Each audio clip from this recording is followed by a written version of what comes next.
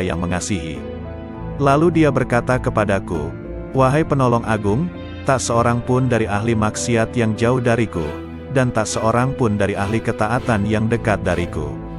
Lalu dia berkata kepadaku, "Wahai penolong agung, bila seseorang dekat kepadaku, maka ia adalah dari kalangan maksiat, karena ia merasa memiliki kekurangan dan penyesalan."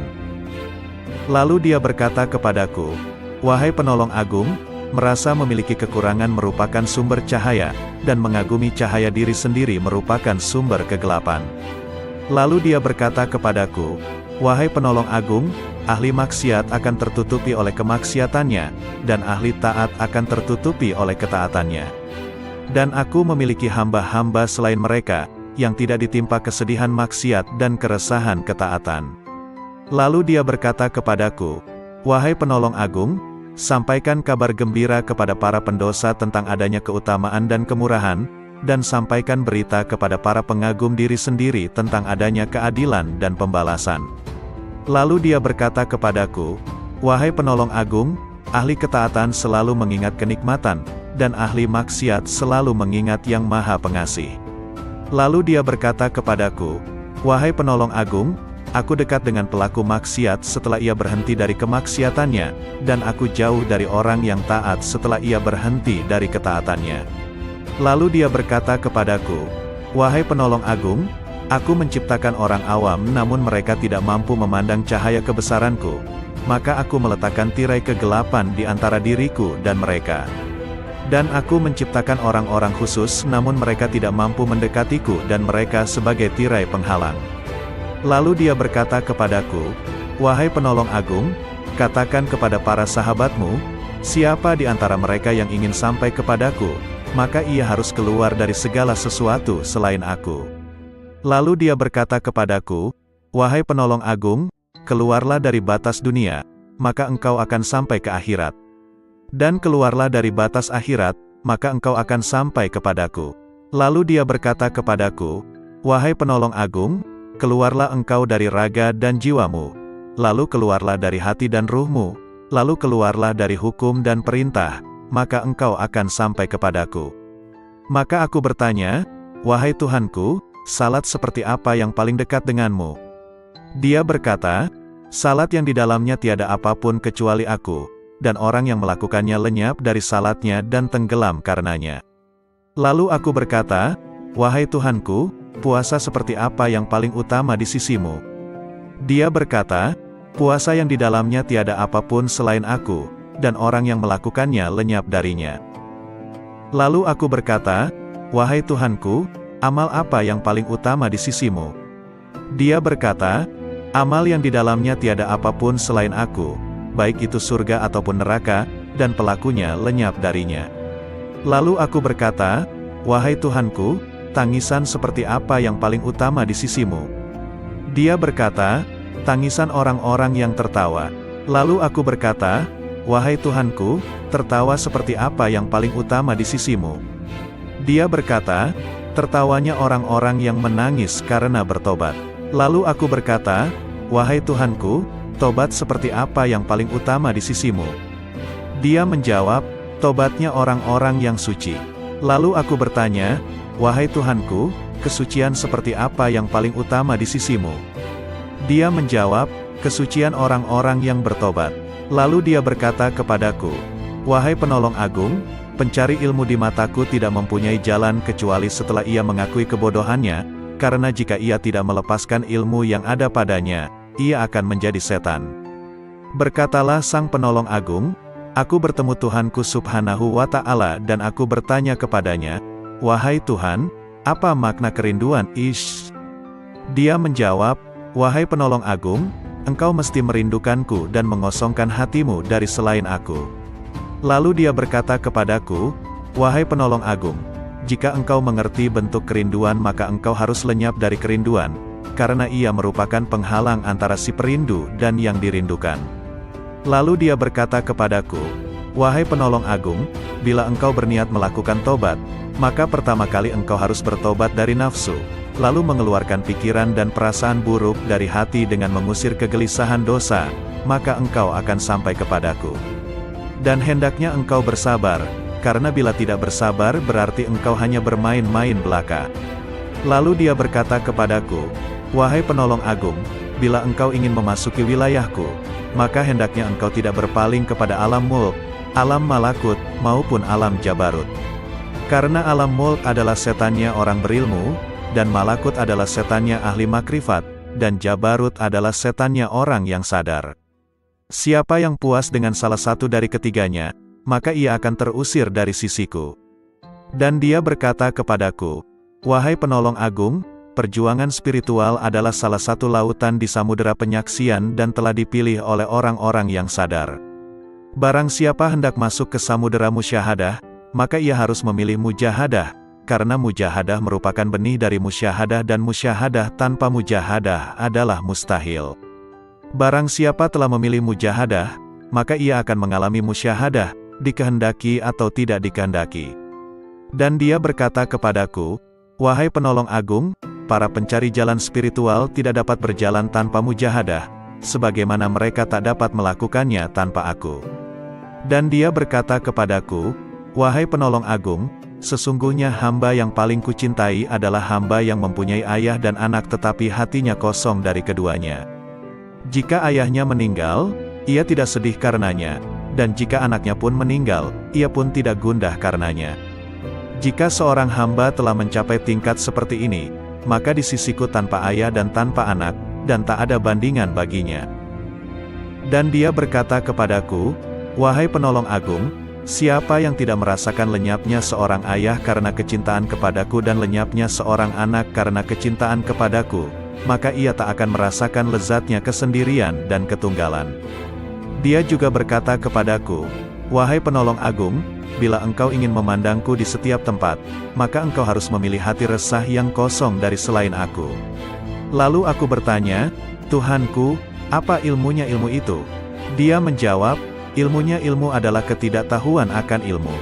Dan dia berkata kepadaku, wahai penolong agung, berbahagialah seorang hamba yang hatinya condong kepada mujahadah, dan celakalah bagi hamba yang hatinya condong kepada syahwat.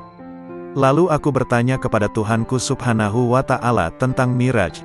Dia berkata, Miraj adalah naik meninggalkan segala sesuatu kecuali aku, dan kesempurnaan Miraj adalah pandangan tidak berpaling dan tidak pula melampauinya. Lalu dia berkata kepadaku, wahai penolong agung, tidak ada salat bagi orang yang tidak melakukan miraj kepadaku.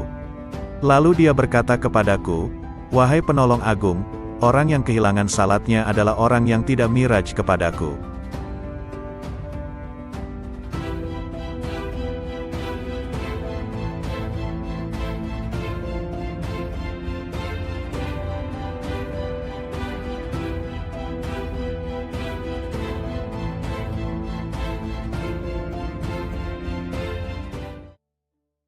Assalamualaikum warahmatullahi wabarakatuh. Salawat dan salam kita haturkan kepada junjungan kita Nabi besar Muhammad sallallahu alaihi wasallam.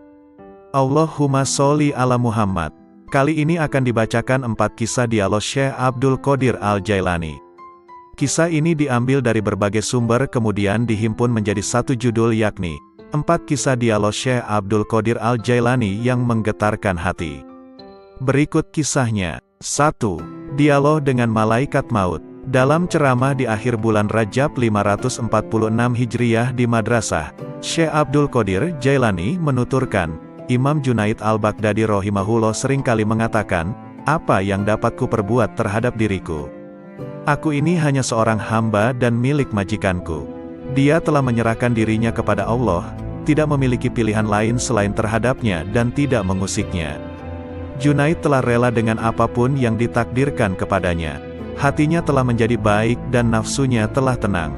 Dia telah mengamalkan firman Allah Azza wa Jalla, sesungguhnya pelindungku adalah Allah yang telah menurunkan Alkitab, Al-Quran, dan dia melindungi orang-orang yang saleh. Quran Surah Al-A'raf ayat 196. Pada suatu malam, aku mengingat kematian, dan aku menangis dari awal malam hingga waktu sahur tiba. Aku berdoa, ya Tuhanku, aku mohon kepadamu agar malaikat maut tidak mencabut nyawaku, tapi engkau sendiri yang mencabutnya. Kemudian, aku tertidur, Lalu aku bermimpi melihat seorang tua yang mengagumkan dan menawan. Dia kemudian masuk dari arah pintu, dan aku bertanya kepadanya, "Siapakah engkau?" Lalu dia menjawab, "Aku malaikat maut." Aku katakan kepadanya, "Aku telah meminta kepada Allah agar Dia sendiri yang mencabut nyawaku, bukan engkau yang akan mencabutnya." Malaikat itu balik bertanya, "Lalu mengapa engkau meminta hal itu? Apa dosaku? Aku hanyalah hamba yang mengikuti perintah.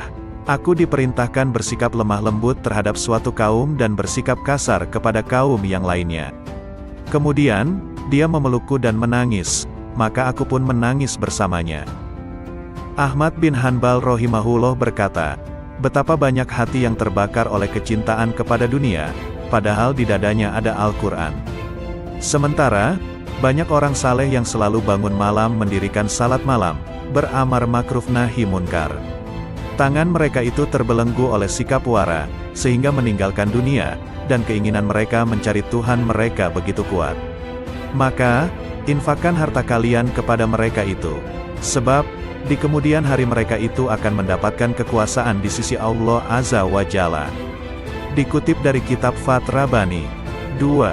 Dialog dengan Iblis. Dalam sebuah riwayat dikisahkan Syekh Abdul Qadir Jailani, seorang ulama yang sangat tinggi ilmunya, suatu malam bermunajat mendekatkan diri kepada Allah. Tiba-tiba dari sudut atas mihrab muncul cahaya yang sangat menyilaukan. Dari arah cahaya tersebut terdengar suara, "Wahai Abdul Qadir, aku adalah Tuhanmu. Apa yang telah aku haramkan bagimu telah aku halalkan." Syekh Abdul Qadir tertegun mendengar suara tersebut. Setelah sadar dari kekagetannya, beliau berkata dalam hati, "Muhammad Sallallahu Alaihi Wasallam adalah Nabi dan Rasulullah yang terakhir, maka tidak mungkin Allah Subhanahu wa Ta'ala akan mengubah syariatnya." Kemudian Abdul Qadir yakin bahwa cahaya yang datang itu bukan suara Tuhan melainkan iblis. Lalu beliau mengucapkan ta'awuz, "Auzubillahi minasyaitonirrajim." Tiba-tiba cahaya itu terbakar sambil berkata, "Sudah banyak orang yang telah aku perdayai, tetapi engkau luput dari tipu dayaku ini." 3. Dialog dengan pemabuk. Kisah ini diriwayatkan dari Syekh Abdul Qadir Al-Jailani rahimahullah. Pada suatu saat, ketika Syekh Abdul Qadir bersama-sama santri-santrinya sedang berjalan melewati sebuah gang di kota Baghdad lama, tiba-tiba mereka bertemu dengan seorang pemabuk yang sedang terbaring di selokan di pinggir jalan. Pakaiannya kotor dan kumuh. Tanpa terduga, pemabuk itu menghentikan langkah rombongan Syekh Abdul Qadir Al-Jailani dan santri-santrinya. Ia memanggil-manggil Syekh Abdul Qadir Al-Jailani seraya berkata, "Wahai Abdul Qadir, Allah itu maha kuasa atau tidak?" Sambil tersenyum ramah Syekh Abdul Qadir menjawab pertanyaan itu, "Tentu, Allah maha kuasa." Seolah tidak mendengar jawaban Syekh Abdul Qadir Al-Jailani, pemabuk bertanya kembali, "Wahai Abdul Qadir, Allah itu maha kuasa atau tidak?" Dengan tersenyum penuh kasih sayang, Syekh Abdul Qadir Al-Jailani meladeni pertanyaan pemabuk itu. "Pasti, Allah adalah zat yang maha kuasa atas segalanya." Untuk yang ketiga kalinya, pemabuk itu mengajukan pertanyaan yang sama, "Wahai Abdul Qadir, Allah itu maha kuasa atau tidak?" Di saat pertanyaan yang ketiga, tiba-tiba Syekh Abdul Qadir Al-Jailani menangis terseduh. Beliau bersujud kepada Allah lalu berkata, "Demi Allah wahai saudaraku, Allah itu maha kuasa, maha kuasa, maha kuasa." Setelah itu, Syekh Abdul Qadir Al-Jailani memerintahkan kepada santri-santrinya untuk membawa pemabuk itu ke pondok dan memandikannya. Mereka juga diperintahkan untuk memuliakan dan melayaninya dengan sebaik-baiknya. Melihat sikap dan tindakan gurunya, santri-santri itu terkejut dan penasaran. Akhirnya, mereka memberanikan diri untuk bertanya tentang rahasia di balik pertanyaan-pertanyaan pemabuk itu. Syekh Abdul Qadir Al-Jailani mendengar pertanyaan santri-santrinya dengan sabar penuh perhatian. Beliau lalu berkata, "Anak-anakku, maksud pertanyaan pertama pemabuk itu adalah, apakah Allah maha kuasa menerima taubatku atau tidak?" Maka aku jawab, "Tentu, Allah maha kuasa untuk menerima taubatmu." Sedangkan, maksud pertanyaan yang kedua adalah, apakah Allah maha kuasa menjadikanku berada pada kedudukanmu? Maka aku menjawab, tentu, Allah maha kuasa untuk itu. Dan pada pertanyaan yang ketiga maksudnya, apakah Allah Maha Kuasa menjadikanmu berada pada kedudukanku? Pertanyaan ketiga inilah yang menyebabkanku menangis karena takut kepada Allah. Lalu aku jawab dengan hati tergetar, tentu, Allah Maha Kuasa, Maha Kuasa, Maha Kuasa. Pertanyaan itu pula yang mendorongku untuk bersujud dan berdoa kepada Allah agar tidak menjadikanku merasa aman terhadap rencana Allah. Semoga Allah memelihara kesehatanku dan menutupi aibku. 4. Dialog batiniah dengan Allah. Dengan nama Allah yang Maha Pengasih lagi Maha Penyayang. Allah Subhanahu wa Ta'ala berkata, "Wahai penolong agung." Aku menjawab, "Aku mendengar panggilanmu, wahai Tuhannya si penolong." Dia berkata, "Setiap tahapan antara alam Na'asut dan alam Malakut adalah syariat. Setiap tahapan antara alam Malakut dan Jabarut adalah tarekat, dan setiap tahapan antara alam Jabarut dan alam Lahut adalah hakikat." Lalu dia berkata kepadaku, "Wahai penolong agung, aku tidak pernah mewujudkan diriku dalam sesuatu sebagaimana perwujudanku dalam diri manusia." Lalu aku bertanya, "Wahai Tuhanku, apakah engkau memiliki tempat?" Maka dia berkata kepadaku, "Wahai penolong agung, akulah pencipta tempat, dan aku tidak memiliki tempat." Lalu aku bertanya, "Wahai Tuhanku, apakah engkau makan dan minum?" Maka dia berkata kepadaku, "Wahai penolong agung, makanan dan minuman kaum fakir adalah makanan dan minumanku." Lalu aku berkata, "Wahai Tuhanku, dari apa engkau ciptakan malaikat?" Dia berkata kepadaku, "Aku ciptakan malaikat dari cahaya manusia, dan aku ciptakan manusia dari cahayaku." Lalu dia berkata kepadaku, "Wahai penolong agung, aku jadikan manusia sebagai kendaraanku, dan aku jadikan seluruh isi alam sebagai kendaraan baginya." Lalu dia berkata kepadaku, "Wahai penolong agung, betapa indahnya aku sebagai pencari. Betapa indahnya manusia sebagai yang dicari. Betapa indahnya manusia sebagai pengendara, dan betapa indahnya alam sebagai kendaraan baginya." Lalu dia berkata kepadaku, "Wahai penolong agung, manusia adalah rahasiaku dan aku adalah rahasianya. Jika manusia menyadari kedudukannya di sisiku, maka ia akan berucap pada setiap hembusan nafasnya, 'Milik siapakah kekuasaan?' Maka ia telah sampai di tempatnya sebelum menyeberangi gurun dan lembah." Lalu dia berkata kepadaku, "Wahai penolong agung, bila manusia mengetahui apa yang terjadi setelah kematian, tentu ia tidak menginginkan hidup di dunia ini. Dan ia akan berkata di setiap saat dan kesempatan, 'Tuhan, matikan aku.'" Lalu dia berkata kepadaku, "Wahai penolong agung, semua makhluk pada hari kiamat akan dihadapkan kepadaku dalam keadaan tuli, bisu dan buta, lalu merasa rugi dan menangis. Demikian pula di dalam kubur." Lalu dia berkata kepadaku, "Wahai penolong agung, cinta merupakan tirai yang membatasi antara sang pencinta dan yang dicintai. Bila sang pencinta telah padam dari cintanya, berarti ia telah sampai kepada sang kekasih." Lalu dia berkata kepadaku, "Wahai penolong agung, aku melihat ruh-ruh menunggu di dalam jasad-jasad mereka setelah ucapannya, 'Bukankah aku ini Tuhanmu, sampai hari kiamat?'" Lalu sang penolong berkata, "Aku melihat Tuhan yang Maha Agung dan dia berkata kepadaku, 'Wahai penolong agung, barang siapa bertanya kepadaku tentang melihat setelah mengetahui, berarti ia terhalang dari pengetahuan tentang melihat. Barang siapa mengira bahwa melihat tidak sama dengan mengetahui, maka berarti ia telah terperdaya oleh melihat Allah Subhanahu wa Ta'ala." Lalu dia berkata kepadaku, "Wahai penolong agung, orang fakir dalam pandanganku bukanlah orang yang tidak memiliki apa-apa, melainkan orang fakir adalah ia yang memegang kendali atas segala sesuatu. Bila ia berkata kepada sesuatu, 'Jadilah,' maka terjadilah ia." Lalu dia berkata kepadaku, "Tak ada persahabatan dan kenikmatan di dalam surga setelah kemunculanku di sana, dan tak ada kesendirian dan kebakaran di dalam neraka setelah sapaanku kepada para penghuninya." Lalu dia berkata kepadaku, "Wahai penolong agung, aku yang paling mulia di antara semua yang mulia, dan aku yang paling penyayang di antara semua penyayang." Lalu dia berkata kepadaku, "Wahai penolong agung, tidurlah di sisiku tidak seperti tidurnya orang-orang awam, maka engkau akan melihatku." Terhadap hal ini aku bertanya, "Wahai Tuhanku, bagaimana aku tidur di sisimu?" Dia berkata, "Dengan menjauhkan jasmani dari kesenangan, menjauhkan nafsu dari syahwat, menjauhkan hati dari pikiran dan perasaan buruk, dan menjauhkan ruh dari pandangan yang melalaikan, lalu meleburkan zatmu di dalam zat. Lalu dia berkata kepadaku, "Wahai penolong agung, katakan kepada sahabatmu dan pencintamu, siapa di antara kalian yang menginginkan kedekatan denganku, maka hendaklah ia memilih kefakiran, lalu kefakiran dari kefakiran. Bila kefakiran itu telah sempurna, maka tak ada lagi apapun selain aku." Lalu dia berkata, "Wahai penolong agung, berbahagialah jika engkau mengasihi makhluk-makhlukku, dan beruntunglah jika engkau memaafkan makhluk-makhlukku." Lalu dia berkata kepadaku, "Wahai penolong agung, katakan kepada pencintamu dan sahabatmu, ambillah manfaat dari doa kaum fakir, karena mereka bersamaku dan aku bersama mereka."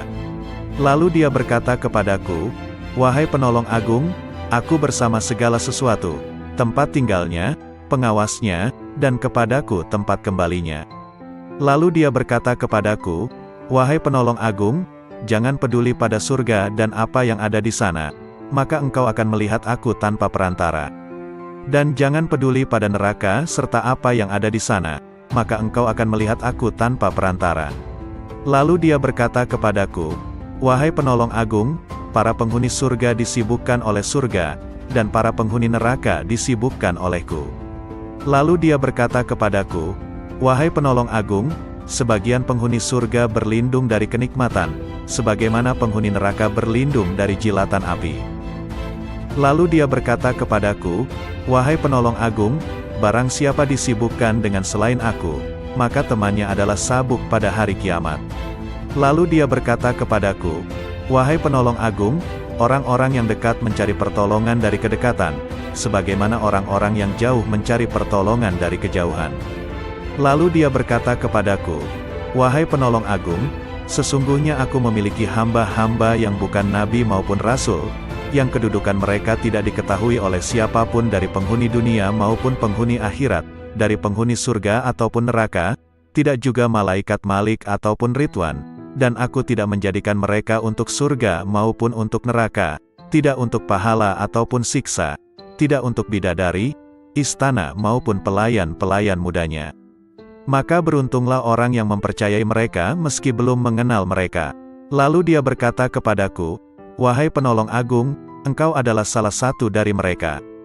Dan di antara tanda-tanda mereka di dunia adalah tubuh-tubuh mereka terbakar karena sedikitnya makan dan minum, nafsu mereka telah hangus dari syahwat, hati mereka telah hangus dari pikiran dan perasaan buruk, ruh-ruh mereka juga telah hangus dari pandangan yang melalaikan. Mereka adalah pemilik keabadian yang terbakar oleh cahaya perjumpaan." Lalu dia berkata kepadaku, "Wahai penolong agung, bila seseorang yang haus datang kepadamu di hari yang amat panas, sedangkan engkau memiliki air dingin dan engkau sedang tidak membutuhkan air, jika engkau menahan air itu baginya, maka engkau adalah orang yang paling kikir. Bagaimana aku menolak mereka dari rahmatku, padahal aku telah menetapkan atas diriku, bahwa aku paling pengasih di antara yang mengasihi." Lalu dia berkata kepadaku, "Wahai penolong agung, tak seorang pun dari ahli maksiat yang jauh dariku, dan tak seorang pun dari ahli ketaatan yang dekat dariku." Lalu dia berkata kepadaku, "Wahai penolong agung, bila seseorang dekat kepadaku, maka ia adalah dari kalangan maksiat, karena ia merasa memiliki kekurangan dan penyesalan." Lalu dia berkata kepadaku, "Wahai penolong agung, merasa memiliki kekurangan merupakan sumber cahaya, dan mengagumi cahaya diri sendiri merupakan sumber kegelapan." Lalu dia berkata kepadaku, "Wahai penolong agung, ahli maksiat akan tertutupi oleh kemaksiatannya, dan ahli taat akan tertutupi oleh ketaatannya. Dan aku memiliki hamba-hamba selain mereka, yang tidak ditimpa kesedihan maksiat dan keresahan ketaatan." Lalu dia berkata kepadaku, "Wahai penolong agung, sampaikan kabar gembira kepada para pendosa tentang adanya keutamaan dan kemurahan, dan sampaikan berita kepada para pengagum diri sendiri tentang adanya keadilan dan pembalasan." Lalu dia berkata kepadaku, "Wahai penolong agung, ahli ketaatan selalu mengingat kenikmatan, dan ahli maksiat selalu mengingat yang maha pengasih." Lalu dia berkata kepadaku, "Wahai penolong agung, Aku dekat dengan pelaku maksiat setelah ia berhenti dari kemaksiatannya, dan aku jauh dari orang yang taat setelah ia berhenti dari ketaatannya. Lalu dia berkata kepadaku, "Wahai penolong agung, aku menciptakan orang awam namun mereka tidak mampu memandang cahaya kebesaranku. Maka aku meletakkan tirai kegelapan di antara diriku dan mereka. Dan aku menciptakan orang-orang khusus namun mereka tidak mampu mendekatiku dan mereka sebagai tirai penghalang." Lalu dia berkata kepadaku, "Wahai penolong agung, katakan kepada para sahabatmu, siapa di antara mereka yang ingin sampai kepadaku, maka ia harus keluar dari segala sesuatu selain aku." Lalu dia berkata kepadaku, "Wahai penolong agung, keluarlah dari batas dunia, maka engkau akan sampai ke akhirat. Dan keluarlah dari batas akhirat, maka engkau akan sampai kepadaku." Lalu dia berkata kepadaku, "Wahai penolong agung, keluarlah engkau dari raga dan jiwamu, lalu keluarlah dari hati dan ruhmu, lalu keluarlah dari hukum dan perintah, maka engkau akan sampai kepadaku." Maka aku bertanya, "Wahai Tuhanku, salat seperti apa yang paling dekat denganmu?" Dia berkata, "Salat yang di dalamnya tiada apapun kecuali aku, dan orang yang melakukannya lenyap dari salatnya dan tenggelam karenanya." Lalu aku berkata, "Wahai Tuhanku, puasa seperti apa yang paling utama di sisimu?" Dia berkata, "Puasa yang di dalamnya tiada apapun selain aku, dan orang yang melakukannya lenyap darinya." Lalu aku berkata, "Wahai Tuhanku, amal apa yang paling utama di sisimu?" Dia berkata, "Amal yang di dalamnya tiada apapun selain aku, baik itu surga ataupun neraka, dan pelakunya lenyap darinya." Lalu aku berkata, "Wahai Tuhanku, tangisan seperti apa yang paling utama di sisimu?" Dia berkata, "Tangisan orang-orang yang tertawa." Lalu aku berkata, "Wahai Tuhanku, tertawa seperti apa yang paling utama di sisimu?" Dia berkata, "Tertawanya orang-orang yang menangis karena bertobat." Lalu aku berkata, "Wahai Tuhanku, tobat seperti apa yang paling utama di sisimu?" Dia menjawab, "Tobatnya orang-orang yang suci." Lalu aku bertanya, "Wahai Tuhanku, kesucian seperti apa yang paling utama di sisimu?" Dia menjawab, "Kesucian orang-orang yang bertobat." Lalu dia berkata kepadaku, "Wahai penolong agung, pencari ilmu di mataku tidak mempunyai jalan kecuali setelah ia mengakui kebodohannya, karena jika ia tidak melepaskan ilmu yang ada padanya, ia akan menjadi setan." Berkatalah sang penolong agung, "Aku bertemu Tuhanku subhanahu wa ta'ala dan aku bertanya kepadanya, 'Wahai Tuhan, apa makna kerinduan?' Dia menjawab, 'Wahai penolong agung, engkau mesti merindukanku dan mengosongkan hatimu dari selain aku.' Lalu dia berkata kepadaku, 'Wahai penolong agung, jika engkau mengerti bentuk kerinduan maka engkau harus lenyap dari kerinduan, karena ia merupakan penghalang antara si perindu dan yang dirindukan.' Lalu dia berkata kepadaku, 'Wahai penolong agung, bila engkau berniat melakukan tobat, maka pertama kali engkau harus bertobat dari nafsu, lalu mengeluarkan pikiran dan perasaan buruk dari hati dengan mengusir kegelisahan dosa, maka engkau akan sampai kepadaku. Dan hendaknya engkau bersabar, karena bila tidak bersabar berarti engkau hanya bermain-main belaka.' Lalu dia berkata kepadaku, 'Wahai penolong agung, bila engkau ingin memasuki wilayahku, maka hendaknya engkau tidak berpaling kepada alam mulk, alam malakut, maupun alam jabarut. Karena alam mulk adalah setannya orang berilmu, dan malakut adalah setannya ahli makrifat, dan jabarut adalah setannya orang yang sadar. Siapa yang puas dengan salah satu dari ketiganya, maka ia akan terusir dari sisiku.' Dan dia berkata kepadaku, 'Wahai penolong agung, perjuangan spiritual adalah salah satu lautan di samudera penyaksian dan telah dipilih oleh orang-orang yang sadar. Barang siapa hendak masuk ke samudera musyahadah, maka ia harus memilih mujahadah, karena mujahadah merupakan benih dari musyahadah dan musyahadah tanpa mujahadah adalah mustahil. Barang siapa telah memilih mujahadah, maka ia akan mengalami musyahadah, dikehendaki atau tidak dikehendaki.' Dan dia berkata kepadaku, 'Wahai penolong agung, para pencari jalan spiritual tidak dapat berjalan tanpa mujahadah, sebagaimana mereka tak dapat melakukannya tanpa aku.' Dan dia berkata kepadaku, 'Wahai penolong agung, sesungguhnya hamba yang paling kucintai adalah hamba yang mempunyai ayah dan anak tetapi hatinya kosong dari keduanya. Jika ayahnya meninggal, ia tidak sedih karenanya, dan jika anaknya pun meninggal, ia pun tidak gundah karenanya. Jika seorang hamba telah mencapai tingkat seperti ini, maka di sisiku tanpa ayah dan tanpa anak, dan tak ada bandingan baginya. Dan dia berkata kepadaku, "Wahai penolong agung, siapa yang tidak merasakan lenyapnya seorang ayah karena kecintaan kepadaku dan lenyapnya seorang anak karena kecintaan kepadaku, maka ia tak akan merasakan lezatnya kesendirian dan ketunggalan." Dia juga berkata kepadaku, "Wahai penolong agung, bila engkau ingin memandangku di setiap tempat, maka engkau harus memilih hati resah yang kosong dari selain aku." Lalu aku bertanya, "Tuhanku, apa ilmunya ilmu itu?" Dia menjawab, "Ilmunya ilmu adalah ketidaktahuan akan ilmu." Dan dia berkata kepadaku, "Wahai penolong agung, berbahagialah seorang hamba yang hatinya condong kepada mujahadah, dan celakalah bagi hamba yang hatinya condong kepada syahwat." Lalu aku bertanya kepada Tuhanku Subhanahu wa Ta'ala tentang Miraj. Dia berkata, "Miraj adalah naik meninggalkan segala sesuatu kecuali aku, dan kesempurnaan Miraj adalah pandangan tidak berpaling dan tidak pula melampauinya." Lalu dia berkata kepadaku, "Wahai penolong agung, tidak ada salat bagi orang yang tidak melakukan Miraj kepadaku." Lalu dia berkata kepadaku, "Wahai penolong agung, orang yang kehilangan salatnya adalah orang yang tidak Miraj kepadaku."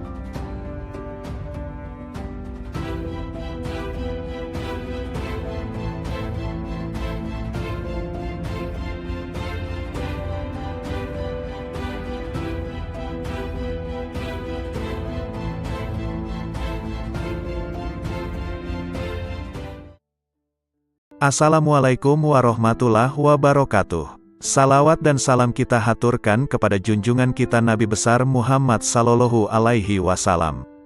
Allahumma sholli ala Muhammad. Kali ini akan dibacakan 4 kisah dialog Syekh Abdul Qadir Al-Jailani. Kisah ini diambil dari berbagai sumber kemudian dihimpun menjadi satu judul yakni 4 kisah dialog Syekh Abdul Qadir Al-Jailani yang menggetarkan hati. Berikut kisahnya. 1. Dialog dengan Malaikat Maut. Dalam ceramah di akhir bulan Rajab 546 Hijriyah di Madrasah, Syekh Abdul Qadir Jailani menuturkan, Imam Junaid al-Baghdadi rahimahullah seringkali mengatakan, "Apa yang dapat ku perbuat terhadap diriku? Aku ini hanya seorang hamba dan milik majikanku. Dia telah menyerahkan dirinya kepada Allah, tidak memiliki pilihan lain selain terhadapnya dan tidak mengusiknya." Junaid telah rela dengan apapun yang ditakdirkan kepadanya. Hatinya telah menjadi baik dan nafsunya telah tenang. Dia telah mengamalkan firman Allah Azza wa Jalla, "Sesungguhnya pelindungku adalah Allah yang telah menurunkan Alkitab, Al-Quran, dan dia melindungi orang-orang yang saleh." Quran Surah Al-A'raf ayat 196. Pada suatu malam, aku mengingat kematian, dan aku menangis dari awal malam hingga waktu sahur tiba. Aku berdoa, "Ya Tuhanku, aku mohon kepadamu agar malaikat maut tidak mencabut nyawaku, tapi Engkau sendiri yang mencabutnya." Kemudian, aku tertidur, lalu aku bermimpi melihat seorang tua yang mengagumkan dan menawan. Dia kemudian masuk dari arah pintu, dan aku bertanya kepadanya, "Siapakah engkau?" Lalu dia menjawab, "Aku malaikat maut." Aku katakan kepadanya, "Aku telah meminta kepada Allah agar dia sendiri yang mencabut nyawaku, bukan engkau yang akan mencabutnya." Malaikat itu balik bertanya, "Lalu mengapa engkau meminta hal itu? Apa dosaku? Aku hanyalah hamba yang mengikuti perintah. Aku diperintahkan bersikap lemah lembut terhadap suatu kaum dan bersikap kasar kepada kaum yang lainnya." Kemudian, dia memelukku dan menangis, maka aku pun menangis bersamanya. Ahmad bin Hanbal rahimahullah berkata, betapa banyak hati yang terbakar oleh kecintaan kepada dunia, padahal di dadanya ada Al-Quran.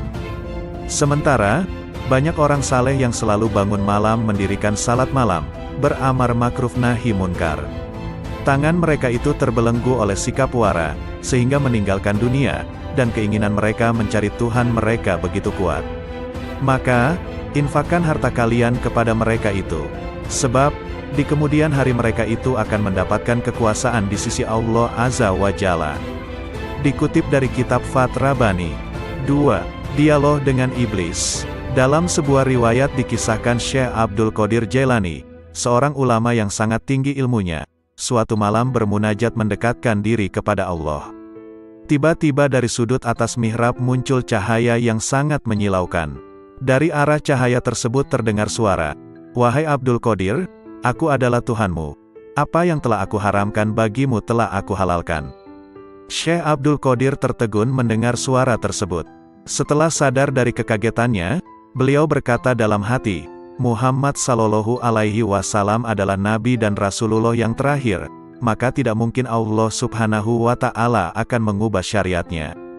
Kemudian Abdul Qadir yakin bahwa cahaya yang datang itu bukan suara Tuhan melainkan iblis. Lalu beliau mengucapkan ta'awuz, auzubillahi minasyaitonirrajim. Tiba-tiba cahaya itu terbakar sambil berkata, "Sudah banyak orang yang telah aku perdayai, tetapi engkau luput dari tipu dayaku ini." 3. Dialog dengan pemabuk. Kisah ini diriwayatkan dari Syekh Abdul Qadir Al-Jailani rahimahullah. Pada suatu saat, ketika Syekh Abdul Qadir bersama-sama santri-santrinya sedang berjalan melewati sebuah gang di kota Baghdad lama, tiba-tiba mereka bertemu dengan seorang pemabuk yang sedang terbaring di selokan di pinggir jalan. Pakaiannya kotor dan kumuh. Tanpa terduga, pemabuk itu menghentikan langkah rombongan Syekh Abdul Qadir Al-Jailani dan santri-santrinya. Ia memanggil-manggil Syekh Abdul Qadir Al-Jailani seraya berkata, "Wahai Abdul Qadir, Allah itu maha kuasa atau tidak?" Sambil tersenyum ramah Syekh Abdul Qadir menjawab pertanyaan itu, "Tentu, Allah maha kuasa." Seolah tidak mendengar jawaban Syekh Abdul Qadir Al-Jailani, pemabuk bertanya kembali, "Wahai Abdul Qadir, Allah itu maha kuasa atau tidak?" Dengan tersenyum penuh kasih sayang, Syekh Abdul Qadir Al-Jailani meladeni pertanyaan pemabuk itu. "Pasti, Allah adalah zat yang maha kuasa atas segalanya." Untuk yang ketiga kalinya, pemabuk itu mengajukan pertanyaan yang sama, "Wahai Abdul Qadir, Allah itu maha kuasa atau tidak?" Di saat pertanyaan yang ketiga, tiba-tiba Syekh Abdul Qadir Al-Jailani menangis terseduh. Beliau bersujud kepada Allah lalu berkata, "Demi Allah wahai saudaraku, Allah itu maha kuasa, maha kuasa, maha kuasa." Setelah itu, Syekh Abdul Qadir Al-Jailani memerintahkan kepada santri-santrinya untuk membawa pemabuk itu ke pondok dan memandikannya. Mereka juga diperintahkan untuk memuliakan dan melayaninya dengan sebaik-baiknya. Melihat sikap dan tindakan gurunya, santri-santri itu terkejut dan penasaran. Akhirnya, mereka memberanikan diri untuk bertanya tentang rahasia di balik pertanyaan-pertanyaan pemabuk itu. Syekh Abdul Qadir Al-Jailani mendengar pertanyaan santri-santrinya dengan sabar penuh perhatian. Beliau lalu berkata, "Anak-anakku, maksud pertanyaan pertama pemabuk itu adalah, apakah Allah maha kuasa menerima taubatku atau tidak?" Maka aku jawab, "Tentu, Allah maha kuasa untuk menerima taubatmu. Sedangkan, maksud pertanyaanku, aku ini hanya seorang hamba dan milik majikanku. Dia telah menyerahkan dirinya kepada Allah, tidak memiliki pilihan lain selain terhadapnya dan tidak mengusiknya. Junaid telah rela dengan apapun yang ditakdirkan kepadanya. Hatinya telah menjadi baik dan nafsunya telah tenang. Dia telah mengamalkan firman Allah Azza wa Jalla, sesungguhnya pelindungku adalah Allah yang telah menurunkan Alkitab, Al-Quran, dan Dia melindungi orang-orang yang saleh." Quran Surah Al-A'raf ayat 196. Pada suatu malam, aku mengingat kematian, dan aku menangis dari awal malam hingga waktu sahur tiba. Aku berdoa, "Ya Tuhanku, aku mohon kepadamu agar malaikat maut tidak mencabut nyawaku, tapi Engkau sendiri yang mencabutnya." Kemudian, aku tertidur, lalu aku bermimpi melihat seorang tua yang mengagumkan dan menawan. Dia kemudian masuk dari arah pintu, dan aku bertanya kepadanya, "Siapakah engkau?" Lalu dia menjawab, "Aku malaikat maut." Aku katakan kepadanya, "Aku telah meminta kepada Allah agar Dia sendiri yang mencabut nyawaku, bukan engkau yang akan mencabutnya." Malaikat itu balik bertanya, "Lalu mengapa engkau meminta hal itu? Apa dosaku? Aku hanyalah hamba yang mengikuti perintah. Aku diperintahkan bersikap lemah lembut terhadap suatu kaum dan bersikap kasar kepada kaum yang lainnya." Kemudian, dia memelukku dan menangis. maka aku pun menangis bersamanya. Ahmad bin Hanbal rahimahullah berkata, betapa banyak hati yang terbakar oleh kecintaan kepada dunia, padahal di dadanya ada Al-Quran. Sementara, banyak orang saleh yang selalu bangun malam mendirikan salat malam, beramar makruf nahi munkar. Tangan mereka itu terbelenggu oleh sikap wara, sehingga meninggalkan dunia, dan keinginan mereka mencari Tuhan mereka begitu kuat. Maka, infakkan harta kalian kepada mereka itu. Sebab, di kemudian hari mereka itu akan mendapatkan kekuasaan di sisi Allah Azza wa Jalla. Dikutip dari kitab Fath Rabbani. 2. Dialog dengan Iblis. Dalam sebuah riwayat dikisahkan Syekh Abdul Qadir Jailani, seorang ulama yang sangat tinggi ilmunya, suatu malam bermunajat mendekatkan diri kepada Allah. Tiba-tiba dari sudut atas mihrab muncul cahaya yang sangat menyilaukan. Dari arah cahaya tersebut terdengar suara, "Wahai Abdul Qadir, aku adalah Tuhanmu. Apa yang telah aku haramkan bagimu telah aku halalkan." Syekh Abdul Qadir tertegun mendengar suara tersebut.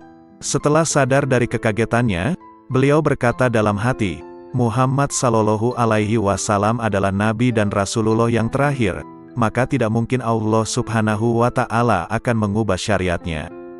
Kemudian Abdul Qadir yakin bahwa cahaya yang datang itu bukan suara Tuhan melainkan iblis.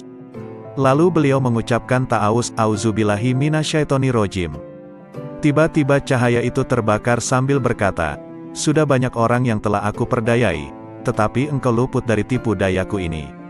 3. Dialog dengan pemabuk. Kisah ini diriwayatkan dari Syekh Abdul Qadir Al-Jailani rahimahullah.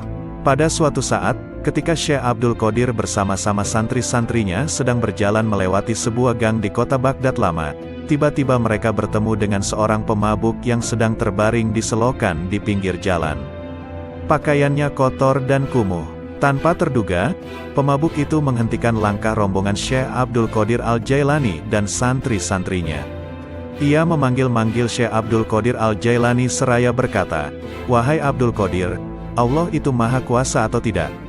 Sambil tersenyum ramah Syekh Abdul Qadir menjawab pertanyaan itu, "Tentu, Allah maha kuasa." Seolah tidak mendengar jawaban Syekh Abdul Qadir Al-Jailani, pemabuk bertanya kembali, "Wahai Abdul Qadir, Allah itu maha kuasa atau tidak?" Dengan tersenyum penuh kasih sayang, Syekh Abdul Qadir Al-Jailani meladeni pertanyaan pemabuk itu. Pasti, Allah adalah zat yang maha kuasa atas segalanya. Untuk yang ketiga kalinya, pemabuk itu mengajukan pertanyaan yang sama. Wahai Abdul Qadir, Allah itu maha kuasa atau tidak? Di saat pertanyaan yang ketiga, tiba-tiba Syekh Abdul Qadir Al-Jailani menangis terseduh. Beliau bersujud kepada Allah lalu berkata, "Demi Allah wahai saudaraku, Allah itu maha kuasa, maha kuasa, maha kuasa." Setelah itu, Syekh Abdul Qadir Al-Jailani memerintahkan kepada santri-santrinya untuk membawa pemabuk itu ke pondok dan memandikannya. Mereka juga diperintahkan untuk memuliakan dan melayaninya dengan sebaik-baiknya. Melihat sikap dan tindakan gurunya, santri-santri itu terkejut dan penasaran. Akhirnya, mereka memberanikan diri untuk bertanya tentang rahasia di balik pertanyaan-pertanyaan pemabuk itu. Syekh Abdul Qadir Al-Jailani mendengar pertanyaan santri-santrinya dengan sabar penuh perhatian. Beliau lalu berkata, "Anak-anakku, maksud pertanyaan pertama pemabuk itu adalah, apakah Allah maha kuasa menerima taubatku atau tidak?" Maka aku jawab, "Tentu, Allah maha kuasa untuk menerima taubatmu." Sedangkan, maksud pertanyaan yang kedua adalah, apakah Allah maha kuasa menjadikanku berada pada kedudukanmu? Maka aku menjawab, tentu, Allah maha kuasa untuk itu. Dan pada pertanyaan yang ketiga maksudnya, apakah Allah maha kuasa menjadikanmu berada pada kedudukanku? Pertanyaan ketiga inilah yang menyebabkanku menangis karena takut kepada Allah. Lalu aku jawab dengan hati tergetar, tentu, Allah maha kuasa, maha kuasa, maha kuasa. Pertanyaan itu pula yang mendorongku untuk bersujud dan berdoa kepada Allah agar tidak menjadikanku merasa aman terhadap rencana Allah. Semoga Allah memelihara kesehatanku dan menutupi aibku. 4. Dialog batiniyah dengan Allah. Dengan nama Allah yang Maha Pengasih lagi Maha Penyayang. Allah Subhanahu wa Ta'ala berkata, "Wahai penolong agung." Aku menjawab, aku mendengar panggilanmu, wahai Tuhannya si penolong.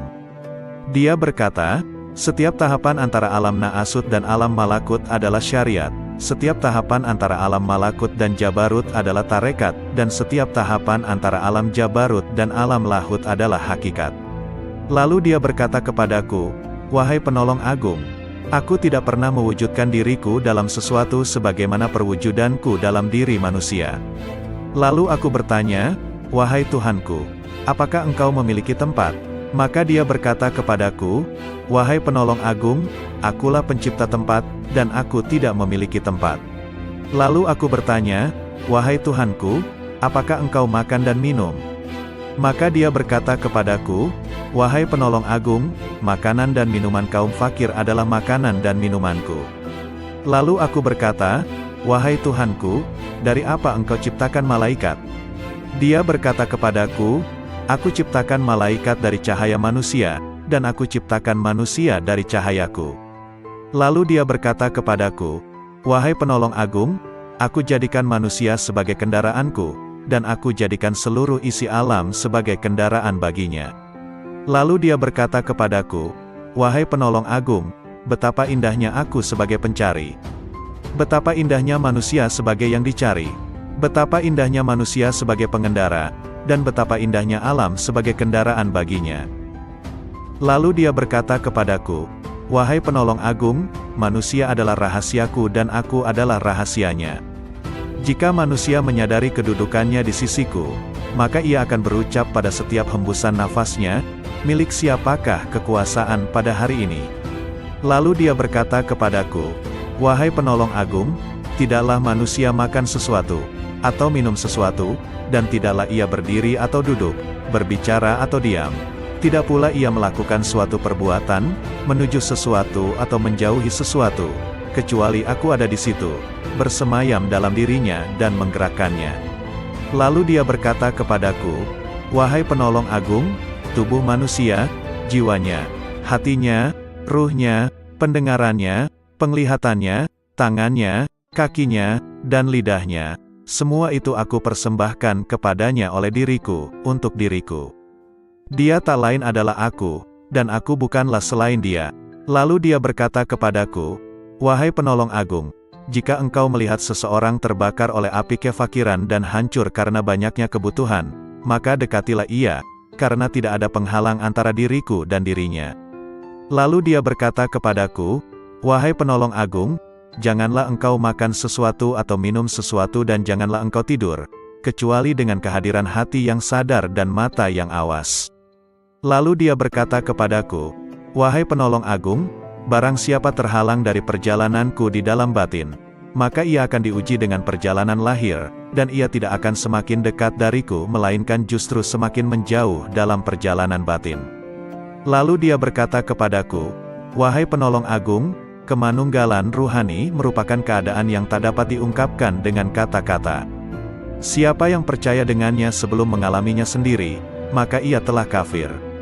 Dan barang siapa menginginkan ibadah setelah mencapai keadaan wusyul, maka ia telah menyekutukan Allah Subhanahu wa Ta'ala. Lalu dia berkata kepadaku, wahai penolong agung, barang siapa memperoleh kebahagiaan azali, maka selamat atasnya, dia tidak akan terhina selamanya. Dan barang siapa memperoleh kesengsaraan azali, maka celaka baginya, dia tidak akan diterima sama sekali setelah itu. Lalu dia berkata kepadaku, wahai penolong agung, aku jadikan kefakiran dan kebutuhan sebagai kendaraan manusia. Barang siapa menaikinya, maka ia telah sampai di tempatnya sebelum menyeberangi gurun dan lembah. Lalu dia berkata kepadaku, wahai penolong agung, bila manusia mengetahui apa yang terjadi setelah kematian, tentu ia tidak menginginkan hidup di dunia ini. Dan ia akan berkata di setiap saat dan kesempatan, Tuhan, matikan aku. Lalu dia berkata kepadaku, wahai penolong agung, semua makhluk pada hari kiamat akan dihadapkan kepadaku dalam keadaan tuli, bisu dan buta, lalu merasa rugi dan menangis. Demikian pula di dalam kubur. Lalu dia berkata kepadaku, wahai penolong agung, cinta merupakan tirai yang membatasi antara sang pencinta dan yang dicintai. Bila sang pencinta telah padam dari cintanya, berarti ia telah sampai kepada sang kekasih. Lalu dia berkata kepadaku, "Wahai penolong agung, aku melihat ruh-ruh menunggu di dalam jasad-jasad mereka." Setelah ucapannya, "Bukankah aku ini Tuhanmu, sampai hari kiamat?" Lalu sang penolong berkata, "Aku melihat Tuhan yang Maha Agung." Dan dia berkata kepadaku, "Wahai penolong agung, barang siapa bertanya kepadaku tentang melihat setelah mengetahui, berarti ia terhalang dari pengetahuan tentang melihat. Barang siapa mengira bahwa melihat tidak sama dengan mengetahui, maka berarti ia telah terperdaya oleh melihat Allah Subhanahu wa Ta'ala." Lalu dia berkata kepadaku, "Wahai penolong agung, orang fakir dalam pandanganku bukanlah orang yang tidak memiliki apa-apa, melainkan orang fakir adalah ia yang memegang kendali atas segala sesuatu. Bila ia berkata kepada sesuatu, 'Jadilah,' maka terjadilah ia." Lalu dia berkata kepadaku, "Tak ada persahabatan dan kenikmatan di dalam surga setelah kemunculanku di sana, dan tak ada kesendirian dan kebakaran di dalam neraka setelah sapaanku kepada para penghuninya." Lalu dia berkata kepadaku, "Wahai penolong agung, aku yang paling mulia di antara semua yang mulia, dan aku yang paling penyayang di antara semua penyayang." Lalu dia berkata kepadaku, "Wahai penolong agung, tidurlah di sisiku tidak seperti tidurnya orang-orang awam, maka engkau akan melihatku." Terhadap hal ini aku bertanya, "Wahai Tuhanku, bagaimana aku tidur di sisimu?" Dia berkata, "Dengan menjauhkan jasmani dari kesenangan, menjauhkan nafsu dari syahwat, menjauhkan hati dari pikiran dan perasaan buruk, dan menjauhkan ruh dari pandangan yang melalaikan, lalu meleburkan zatmu di dalam zat." Lalu dia berkata kepadaku, "Wahai penolong agung, katakan kepada sahabatmu dan pencintamu, siapa di antara kalian yang menginginkan kedekatan denganku, maka hendaklah ia memilih kefakiran, lalu kefakiran dari kefakiran. Bila kefakiran itu telah sempurna, maka tak ada lagi apapun selain aku." Lalu dia berkata, "Wahai penolong agung, berbahagialah jika engkau mengasihi makhluk-makhlukku, dan beruntunglah jika engkau memaafkan makhluk-makhlukku." Lalu dia berkata kepadaku, "Wahai penolong agung, katakan kepada pencintamu dan sahabatmu, ambillah manfaat dari doa kaum fakir, karena mereka bersamaku dan aku bersama mereka."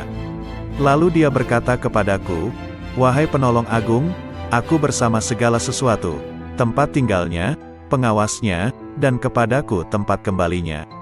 Lalu dia berkata kepadaku, "Wahai penolong agung, jangan peduli pada surga dan apa yang ada di sana, maka engkau akan melihat aku tanpa perantara. Dan jangan peduli pada neraka serta apa yang ada di sana, maka engkau akan melihat aku tanpa perantara."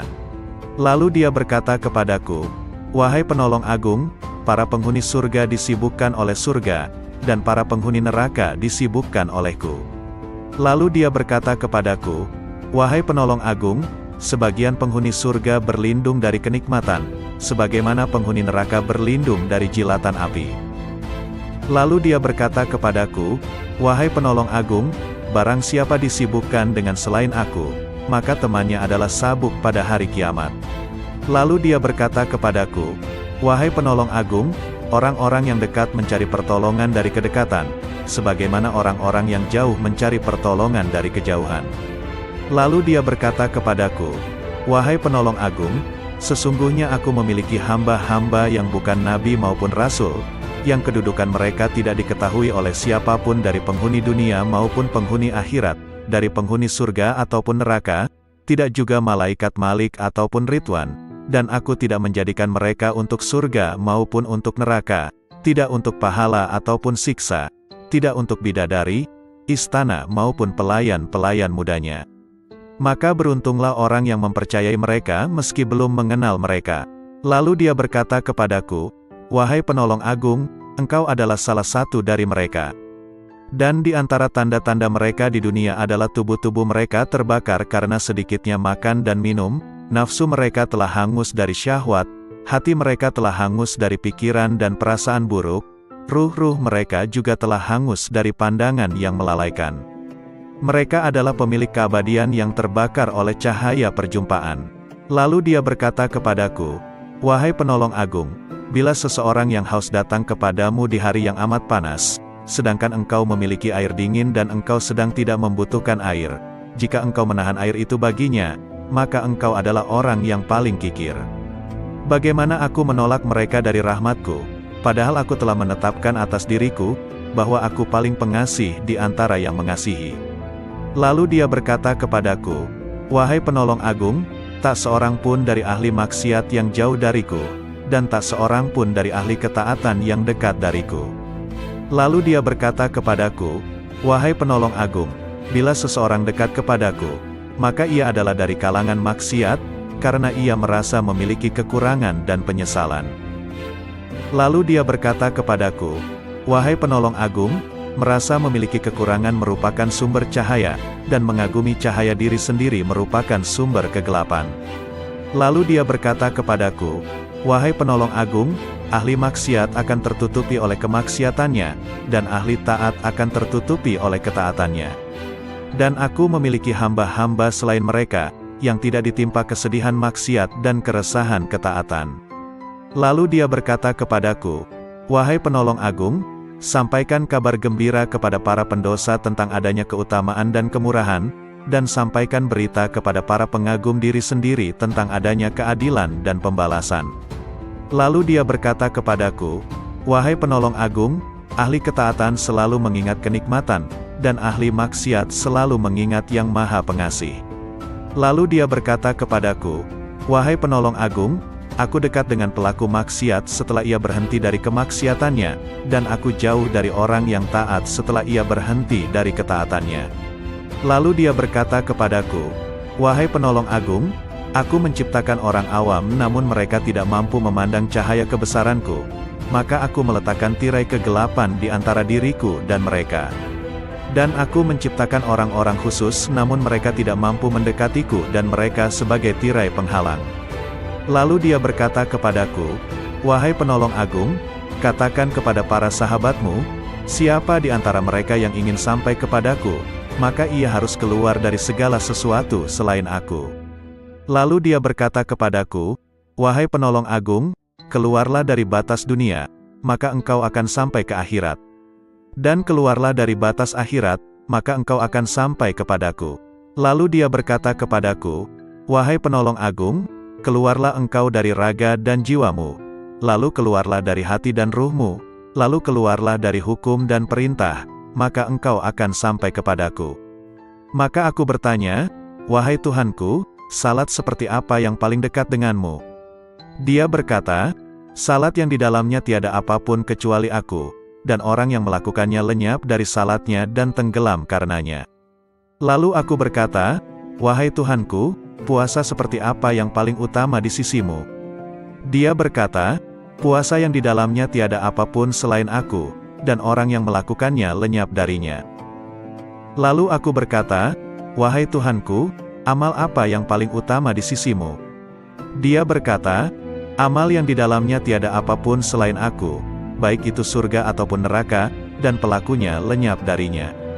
Lalu aku berkata, wahai Tuhanku, tangisan seperti apa yang paling utama di sisimu?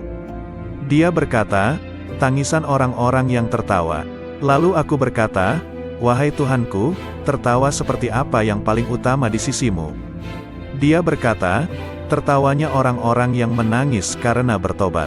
Lalu aku berkata, wahai Tuhanku, tobat seperti apa yang paling utama di sisimu? Dia menjawab, tobatnya orang-orang yang suci. Lalu sebagaimana orang-orang yang jauh mencari pertolongan dari kejauhan. Lalu dia berkata kepadaku, wahai penolong agung, sesungguhnya aku memiliki hamba-hamba yang bukan nabi maupun rasul, yang kedudukan mereka tidak diketahui oleh siapapun dari penghuni dunia maupun penghuni akhirat, dari penghuni surga ataupun neraka, tidak juga malaikat Malik ataupun Ridwan, dan aku tidak menjadikan mereka untuk surga maupun untuk neraka, tidak untuk pahala ataupun siksa, tidak untuk bidadari, istana maupun pelayan-pelayan mudanya. Maka beruntunglah orang yang mempercayai mereka meski belum mengenal mereka. Lalu dia berkata kepadaku, wahai penolong agung, engkau adalah salah satu dari mereka. Dan di antara tanda-tanda mereka di dunia adalah tubuh-tubuh mereka terbakar karena sedikitnya makan dan minum, nafsu mereka telah hangus dari syahwat, hati mereka telah hangus dari pikiran dan perasaan buruk, ruh-ruh mereka juga telah hangus dari pandangan yang melalaikan. Mereka adalah pemilik keabadian yang terbakar oleh cahaya perjumpaan. Lalu dia berkata kepadaku, "Wahai penolong agung, bila seseorang yang haus datang kepadamu di hari yang amat panas, sedangkan engkau memiliki air dingin dan engkau sedang tidak membutuhkan air, jika engkau menahan air itu baginya, maka engkau adalah orang yang paling kikir. Bagaimana aku menolak mereka dari rahmatku, padahal aku telah menetapkan atas diriku, bahwa aku paling pengasih di antara yang mengasihi." Lalu dia berkata kepadaku, "Wahai penolong agung, tak seorang pun dari ahli maksiat yang jauh dariku, dan tak seorang pun dari ahli ketaatan yang dekat dariku." Lalu dia berkata kepadaku, "Wahai penolong agung, bila seseorang dekat kepadaku, maka ia adalah dari kalangan maksiat, karena ia merasa memiliki kekurangan dan penyesalan." Lalu dia berkata kepadaku, "Wahai penolong agung, merasa memiliki kekurangan merupakan sumber cahaya, dan mengagumi cahaya diri sendiri merupakan sumber kegelapan." Lalu dia berkata kepadaku, "Wahai penolong agung, ahli maksiat akan tertutupi oleh kemaksiatannya, dan ahli taat akan tertutupi oleh ketaatannya. Dan aku memiliki hamba-hamba selain mereka, yang tidak ditimpa kesedihan maksiat dan keresahan ketaatan." Lalu dia berkata kepadaku, "Wahai penolong agung, sampaikan kabar gembira kepada para pendosa tentang adanya keutamaan dan kemurahan, dan sampaikan berita kepada para pengagum diri sendiri tentang adanya keadilan dan pembalasan." Lalu dia berkata kepadaku, "Wahai penolong agung, ahli ketaatan selalu mengingat kenikmatan, dan ahli maksiat selalu mengingat yang maha pengasih." Lalu dia berkata kepadaku, "Wahai penolong agung, aku dekat dengan pelaku maksiat setelah ia berhenti dari kemaksiatannya, dan aku jauh dari orang yang taat setelah ia berhenti dari ketaatannya." Lalu dia berkata kepadaku, "Wahai penolong agung, aku menciptakan orang awam namun mereka tidak mampu memandang cahaya kebesaranku, maka aku meletakkan tirai kegelapan di antara diriku dan mereka. Dan aku menciptakan orang-orang khusus namun mereka tidak mampu mendekatiku dan mereka sebagai tirai penghalang." Lalu dia berkata kepadaku, "Wahai penolong agung, katakan kepada para sahabatmu, siapa di antara mereka yang ingin sampai kepadaku, maka ia harus keluar dari segala sesuatu selain aku." Lalu dia berkata kepadaku, "Wahai penolong agung, keluarlah dari batas dunia, maka engkau akan sampai ke akhirat. Dan keluarlah dari batas akhirat, maka engkau akan sampai kepadaku." Lalu dia berkata kepadaku, "Wahai penolong agung, keluarlah engkau dari raga dan jiwamu, lalu keluarlah dari hati dan ruhmu, lalu keluarlah dari hukum dan perintah, maka engkau akan sampai kepadaku." Maka aku bertanya, "Wahai Tuhanku, salat seperti apa yang paling dekat denganmu?" Dia berkata, "Salat yang di dalamnya tiada apapun kecuali aku, dan orang yang melakukannya lenyap dari salatnya dan tenggelam karenanya." Lalu aku berkata, "Wahai Tuhanku, puasa seperti apa yang paling utama di sisimu?" Dia berkata, "Puasa yang di dalamnya tiada apapun selain aku, dan orang yang melakukannya lenyap darinya." Lalu aku berkata, "Wahai Tuhanku, amal apa yang paling utama di sisimu?" Dia berkata, "Amal yang di dalamnya tiada apapun selain aku, baik itu surga ataupun neraka, dan pelakunya lenyap darinya." Lalu aku berkata, "Wahai Tuhanku, tangisan seperti apa yang paling utama di sisimu?" Dia berkata, "Tangisan orang-orang yang tertawa." Lalu aku berkata, "Wahai Tuhanku, tertawa seperti apa yang paling utama di sisimu?" Dia berkata, "Tertawanya orang-orang yang menangis karena bertobat." Lalu aku berkata, "Wahai Tuhanku, tobat seperti apa yang paling utama di sisimu?" Dia menjawab, "Tobatnya orang-orang yang suci." Lalu aku bertanya, "Wahai Tuhanku, kesucian seperti apa yang paling utama di sisimu?" Dia menjawab, "Kesucian orang-orang yang bertobat." Lalu dia berkata kepadaku, "Wahai penolong agung, pencari ilmu di mataku tidak mempunyai jalan kecuali setelah ia mengakui kebodohannya, karena jika ia tidak melepaskan ilmu yang ada padanya, ia akan menjadi setan." Berkatalah sang penolong agung, "Aku bertemu Tuhanku Subhanahu wa Ta'ala dan aku bertanya kepadanya, 'Wahai Tuhan, apa makna kerinduan?' Dia menjawab, 'Wahai penolong agung, engkau mesti merindukanku dan mengosongkan hatimu dari selain aku.' Lalu dia berkata kepadaku, Wahai penolong agung, jika engkau mengerti bentuk kerinduan maka engkau harus lenyap dari kerinduan, karena ia merupakan penghalang antara si perindu dan yang dirindukan. Lalu dia berkata kepadaku, wahai penolong agung, bila engkau berniat melakukan tobat, maka pertama kali engkau harus bertobat dari nafsu, lalu mengeluarkan pikiran dan perasaan buruk dari hati dengan mengusir kegelisahan dosa, maka engkau akan sampai kepadaku. Dan hendaknya engkau bersabar, karena bila tidak bersabar berarti engkau hanya bermain-main belaka. Lalu dia berkata kepadaku, wahai penolong agung, bila engkau ingin memasuki wilayahku, maka hendaknya engkau tidak berpaling kepada alam mulk, alam malakut, maupun alam jabarut. Karena alam mulk adalah setannya orang berilmu, dan malakut adalah setannya ahli makrifat, dan jabarut adalah setannya orang yang sadar. Siapa yang puas dengan salah satu dari ketiganya, maka ia akan terusir dari sisiku.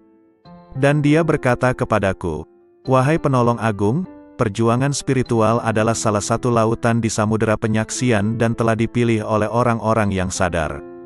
Barang siapa hendak masuk ke samudera musyahadah, maka ia harus memilih mujahadah, karena mujahadah merupakan benih dari musyahadah dan musyahadah tanpa mujahadah adalah mustahil.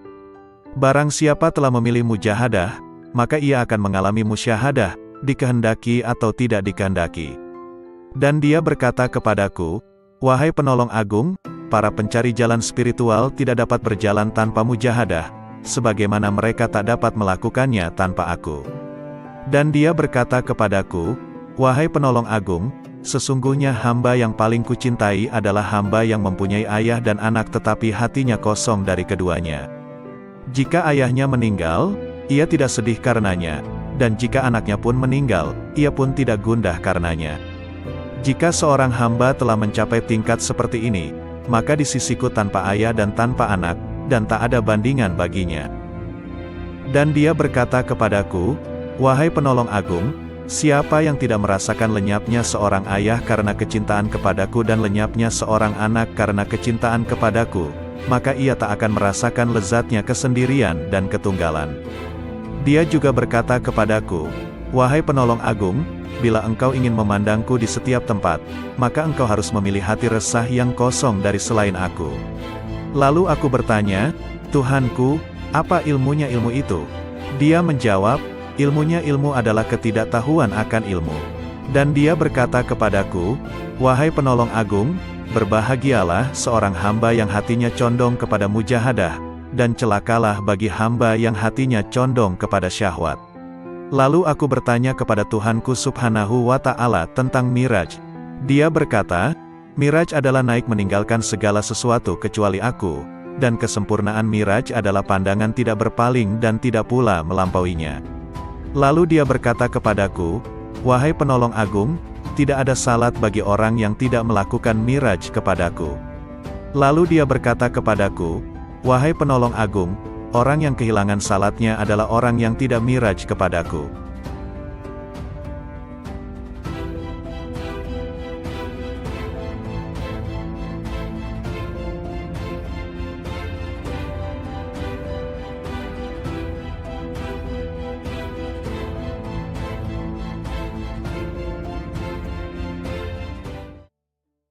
Assalamualaikum warahmatullahi wabarakatuh. Salawat dan salam kita haturkan kepada junjungan kita Nabi besar Muhammad sallallahu alaihi wasallam.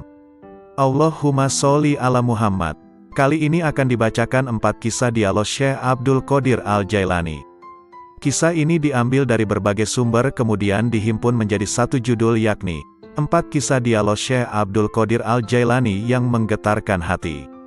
Berikut kisahnya. 1. Dialog dengan Malaikat Maut. Dalam ceramah di akhir bulan Rajab 546 Hijriyah di Madrasah, Syekh Abdul Qadir Jailani menuturkan, Imam Junaid Al-Baghdadi rahimahullah seringkali mengatakan, apa yang dapat ku perbuat terhadap diriku? Aku ini hanya seorang hamba dan milik majikanku. Dia telah menyerahkan dirinya kepada Allah, tidak memiliki pilihan lain selain terhadapnya dan tidak mengusiknya. Junaid telah rela dengan apapun yang ditakdirkan kepadanya. Hatinya telah menjadi baik dan nafsunya telah tenang. Dia telah mengamalkan firman Allah Azza wa Jalla, Sesungguhnya pelindungku adalah Allah yang telah menurunkan Alkitab, Al-Quran, dan Dia melindungi orang-orang yang saleh. Quran Surah Al-A'raf ayat 196.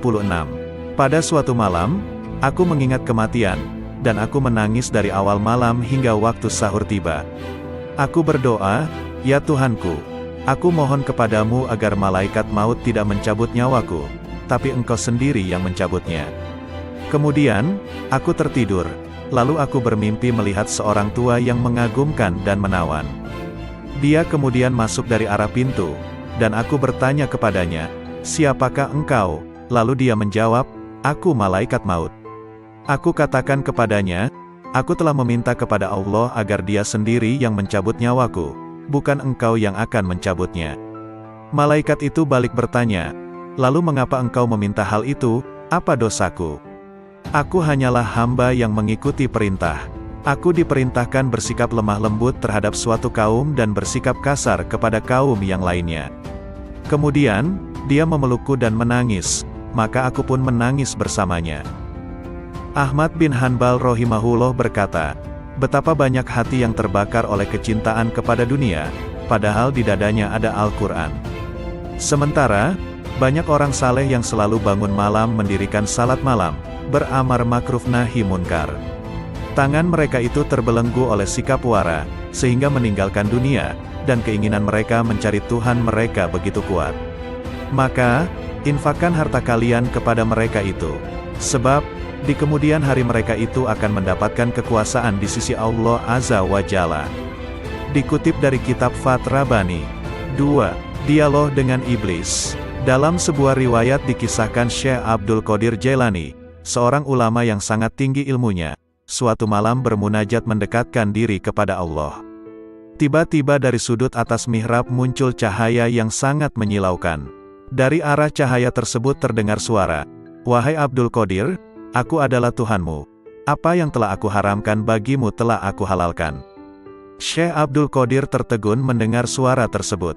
Setelah sadar dari kekagetannya, beliau berkata dalam hati, "Muhammad Sallallahu Alaihi Wasallam adalah Nabi dan Rasulullah yang terakhir, maka tidak mungkin Allah Subhanahu wa Ta'ala akan mengubah syariatnya." Kemudian Abdul Qadir yakin bahwa cahaya yang datang itu bukan suara Tuhan melainkan iblis. Lalu beliau mengucapkan ta'awuz, "Auzubillahi minasyaitonirrajim." Tiba-tiba cahaya itu terbakar sambil berkata, "Sudah banyak orang yang telah aku perdayai, tetapi engkau luput dari tipu dayaku ini." 3. Dialog dengan pemabuk. Kisah ini diriwayatkan dari Syekh Abdul Qadir Al-Jailani rahimahullah. Pada suatu saat, ketika Syekh Abdul Qadir bersama-sama santri-santrinya sedang berjalan melewati sebuah gang di kota Baghdad lama, tiba-tiba mereka bertemu dengan seorang pemabuk yang sedang terbaring di selokan di pinggir jalan. Pakaiannya kotor dan kumuh.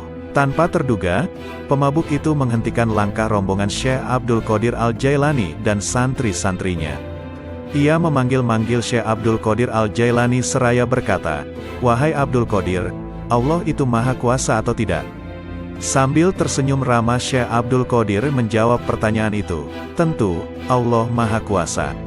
Seolah tidak mendengar jawaban Syekh Abdul Qadir Al-Jailani, pemabuk bertanya kembali, "Wahai Abdul Qadir, Allah itu maha kuasa atau tidak?"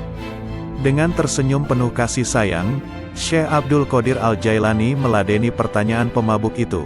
"Pasti, Allah adalah zat yang maha kuasa atas segalanya."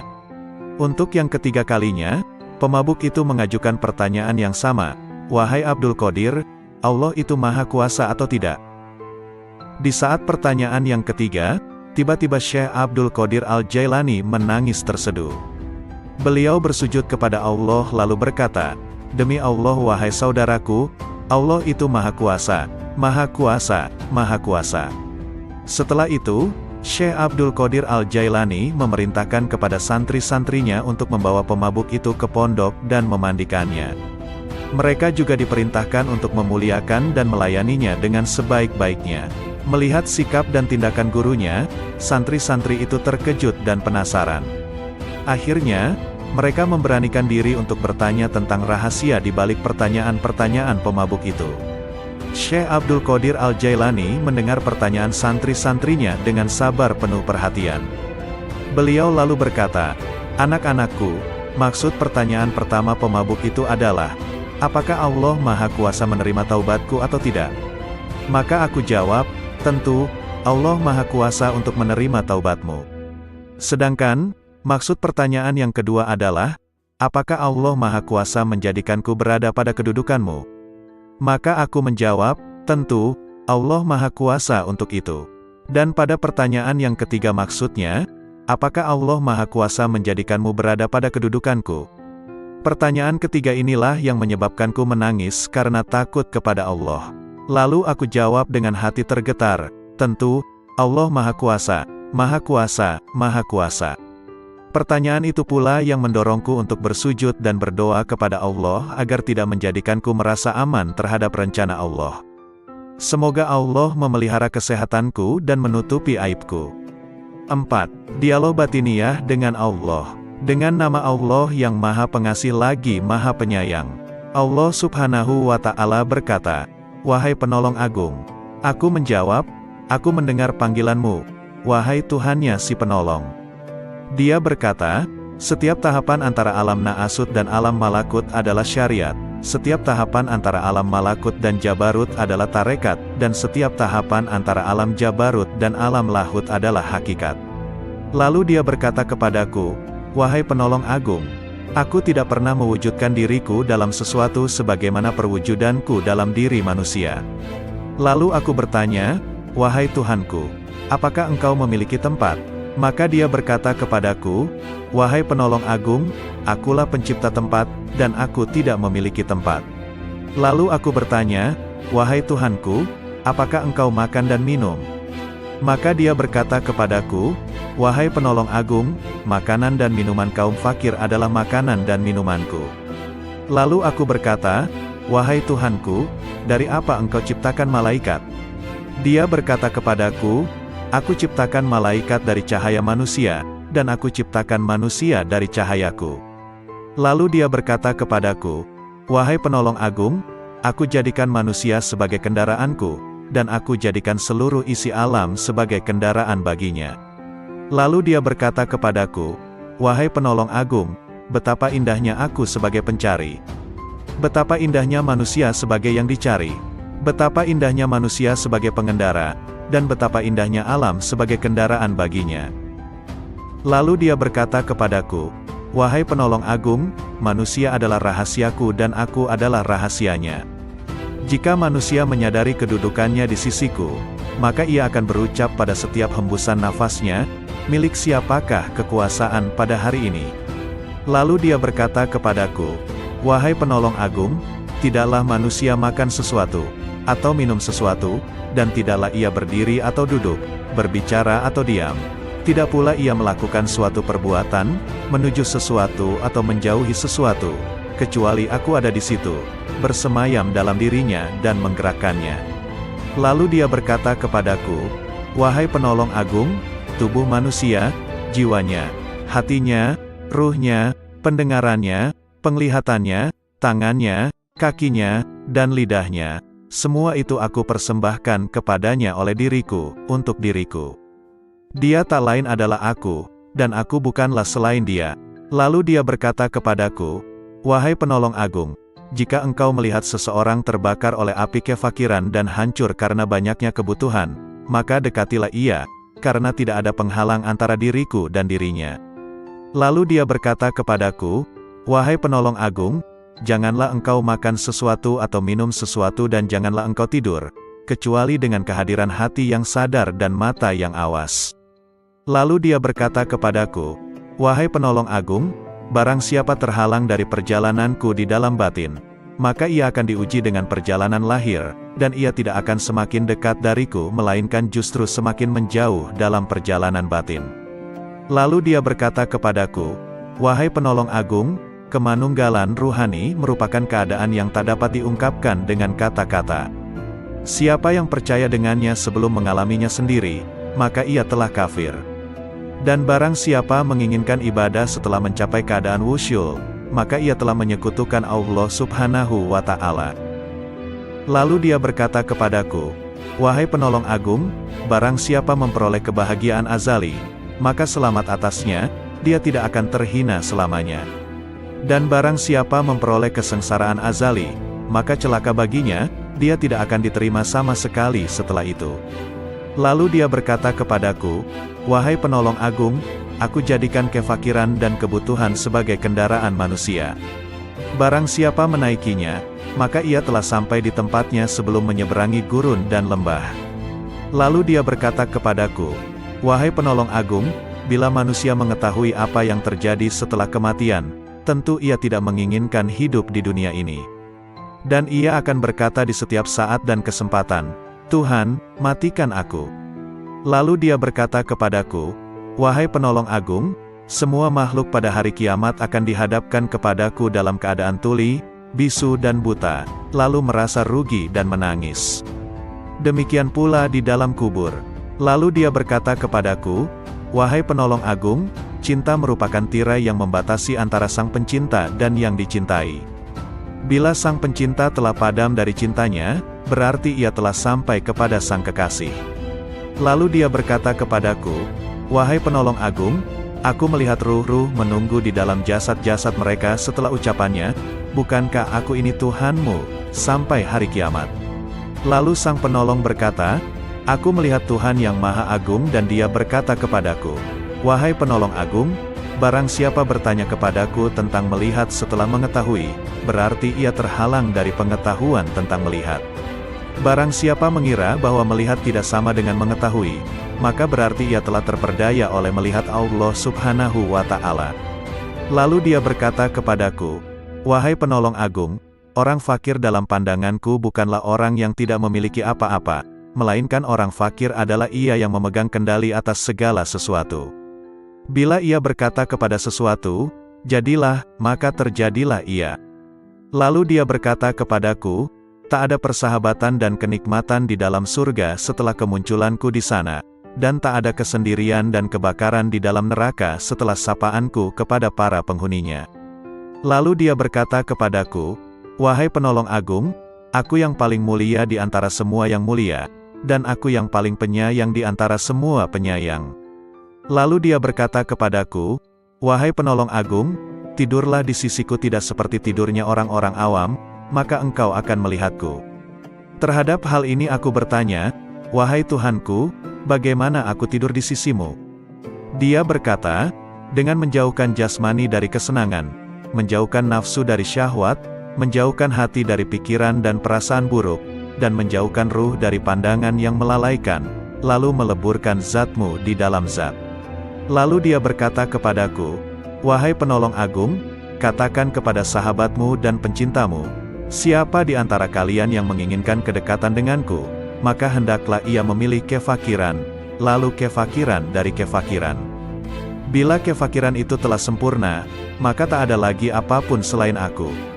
Lalu dia berkata, 'Wahai penolong agung, berbahagialah jika engkau mengasihi makhluk-makhlukku, dan beruntunglah jika engkau memaafkan makhluk-makhlukku.' Lalu dia berkata kepadaku, 'Wahai penolong agung, katakan kepada pencintamu dan sahabatmu, ambillah manfaat dari doa kaum fakir, karena mereka bersamaku dan aku bersama mereka.' Lalu dia berkata kepadaku, 'Wahai penolong agung, aku bersama segala sesuatu, tempat tinggalnya, pengawasnya, dan kepadaku tempat kembalinya.' Lalu dia berkata kepadaku, 'Wahai penolong agung, jangan peduli pada surga dan apa yang ada di sana, maka engkau akan melihat aku tanpa perantara. Dan jangan peduli pada neraka serta apa yang ada di sana, maka engkau akan melihat aku tanpa perantara.' Lalu dia berkata kepadaku, 'Wahai penolong agung, para penghuni surga disibukkan oleh surga, dan para penghuni neraka disibukkan olehku.' Lalu dia berkata kepadaku, 'Wahai penolong agung, sebagian penghuni surga berlindung dari kenikmatan, sebagaimana penghuni neraka berlindung dari jilatan api.' Lalu dia berkata kepadaku, 'Wahai penolong agung, barang siapa disibukkan dengan selain aku, maka temannya adalah sabuk pada hari kiamat.' Lalu dia berkata kepadaku, 'Wahai penolong agung, orang-orang yang dekat mencari pertolongan dari kedekatan, sebagaimana orang-orang yang jauh mencari pertolongan dari kejauhan.' Lalu dia berkata kepadaku, 'Wahai penolong agung, Sesungguhnya aku memiliki hamba-hamba yang bukan nabi maupun rasul, yang kedudukan mereka tidak diketahui oleh siapapun dari penghuni dunia maupun penghuni akhirat, dari penghuni surga ataupun neraka, tidak juga malaikat Malik ataupun Ridwan, dan aku tidak menjadikan mereka untuk surga maupun untuk neraka, tidak untuk pahala ataupun siksa, tidak untuk bidadari, istana maupun pelayan-pelayan mudanya. Maka beruntunglah orang yang mempercayai mereka meski belum mengenal mereka. Lalu dia berkata kepadaku, "Wahai penolong agung, engkau adalah salah satu dari mereka. Dan di antara tanda-tanda mereka di dunia adalah tubuh-tubuh mereka terbakar karena sedikitnya makan dan minum, nafsu mereka telah hangus dari syahwat, hati mereka telah hangus dari pikiran dan perasaan buruk, ruh-ruh mereka juga telah hangus dari pandangan yang melalaikan. Mereka adalah pemilik keabadian yang terbakar oleh cahaya perjumpaan."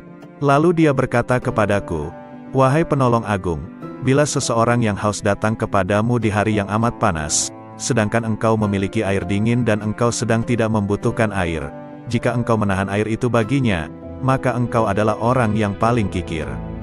Bagaimana aku menolak mereka dari rahmatku, padahal aku telah menetapkan atas diriku, bahwa aku paling pengasih di antara yang mengasihi."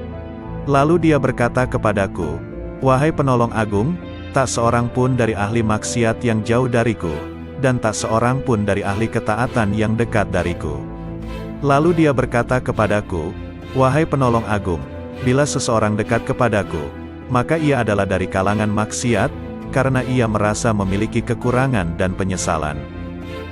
Lalu dia berkata kepadaku, "Wahai penolong agung, merasa memiliki kekurangan merupakan sumber cahaya, dan mengagumi cahaya diri sendiri merupakan sumber kegelapan."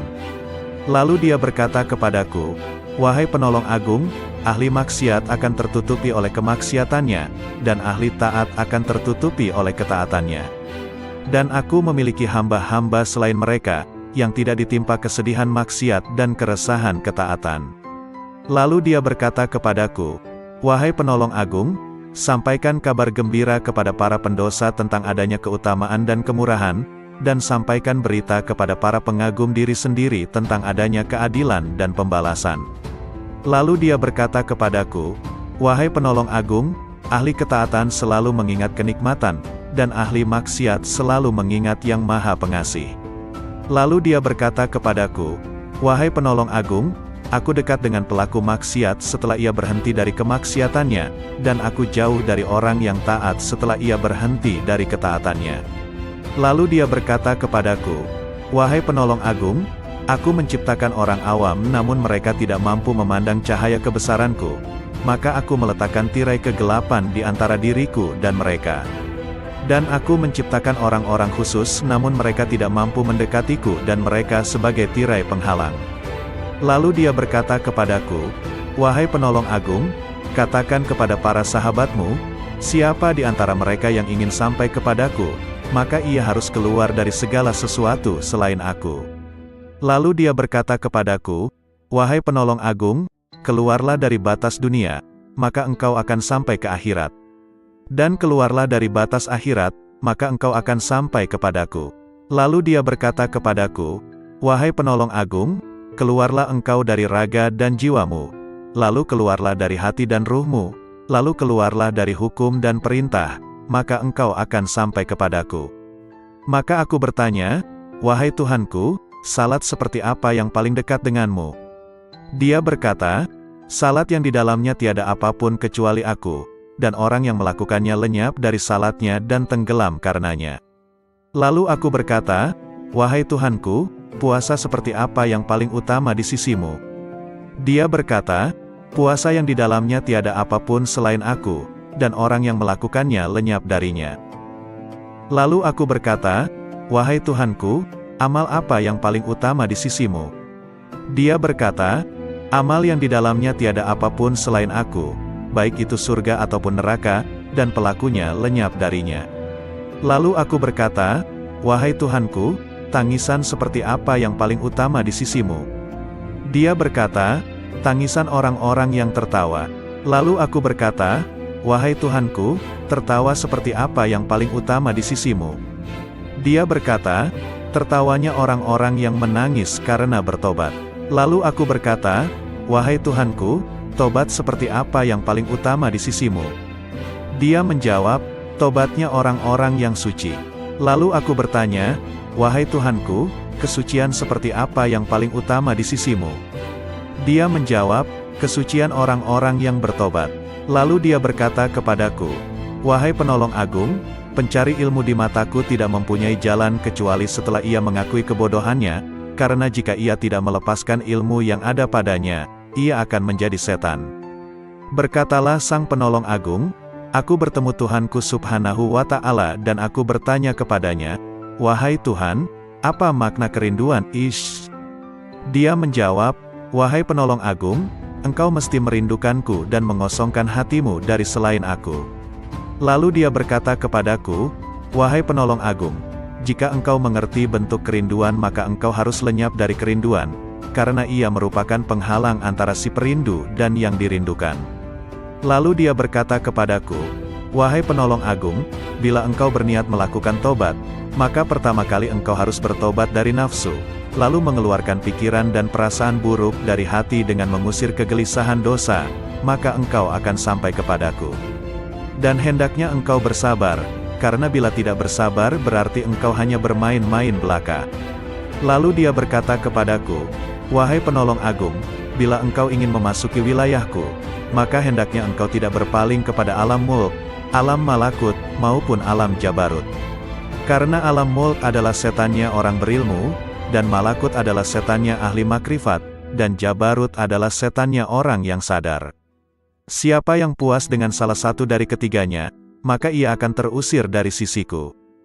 Dan dia berkata kepadaku, 'Wahai penolong agung, perjuangan spiritual adalah salah satu lautan di samudera penyaksian dan telah dipilih oleh orang-orang yang sadar. Barang siapa hendak masuk ke samudera musyahadah, maka ia harus memilih mujahadah, karena mujahadah merupakan benih dari musyahadah dan musyahadah tanpa mujahadah adalah mustahil. Barang siapa telah memilih mujahadah, maka ia akan mengalami musyahadah, dikehendaki atau tidak dikehendaki.' Dan dia berkata kepadaku, 'Wahai penolong agung, para pencari jalan spiritual tidak dapat berjalan tanpa mujahadah, sebagaimana mereka tak dapat melakukannya tanpa aku.' Dan dia berkata kepadaku, 'Akan ilmu.' Dan dia berkata kepadaku, 'Wahai penolong agung, berbahagialah seorang hamba yang hatinya condong kepada mujahadah,